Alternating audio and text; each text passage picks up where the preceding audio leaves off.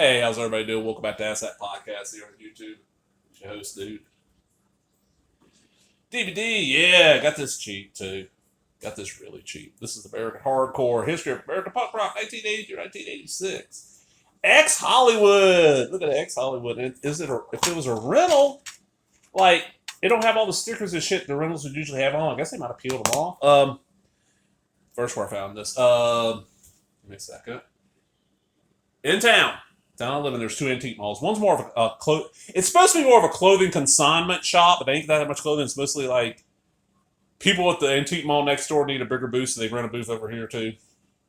But out front they had a like remember those little carts they push around like the schools with the milks on them, the plastic cart? One of them full of DVDs and they're half off. This was $1. So I grabbed it and open it. Okay, this looks good, which is you can see. I mean, besides that sticker there and the sticker there, the rest of this case looks great. Then you got, that's a Sony Pictures Classics movie. So, what year is this from? So that's 2006. Wow. I was like, I know it came off where I left Texas because I saw it out there because I downloaded it. It's what it says. It's a history of that music subgenre scene. The thing that was so good about this, and it's like an hour and 40 minutes. It's a decent length. Is you get a lot of performances from that era with the bands, like a lot of people in the crowd with a camcorder. This is 80 through 86. That's the best you're going to get. 16 millimeter, maybe. Ain't nobody going to lug around no 35 millimeter camera. These kind of shit for about shit getting busted. Hell, VHS camcorder could get busted. Then interviews that were current as of when this was made, so 2005, 2004, sometime around there, with the people that were involved in shit. Like you got Keith Morris, you got Greg Ginn, you got Henry Rollins, you got plenty of other guys that weren't in Black Flag. I'm drawing a blank here. Shit, who am I? Oh, the guys from Bad Brains, Ian MacKaye from Brett Fugazi, and was it Teen Idols? I think that was his first band. All that stuff, and just it's like blast. It's a good history, and yes, a lot of this shit in here I knew. I've read books on this subject. I've watched so many documentaries on it. I've seen this one before, but it's been forever. The reason to get this one is the performances. Pretty much anytime you see a performance, I'm going to give you the entire song. It's going to look better than it's ever looked for me. And some of these, I didn't know there was footage of this. It's like, holy shit, that got recorded? Really? Wow. Fuck. That's great to see that got recorded. It's here. And it's on Diablo to have this on Blu-ray. Even though I don't know how much it would up the quality. You know what I'm saying? I don't really know how much it would up the quality. So let's see what they got on the back here. Ron Riveting says, guy from Rolling Stone. Okay. Fueled by ferocious soundtrack director Paul Rochman. American Horror gives fans online access pass to the rise and fall of the U.S. punk scene. Explosive musical and cultural phenomenon that shaped everything from the grunge movement to the emo and pop punk. Currently riding the charts. Yep.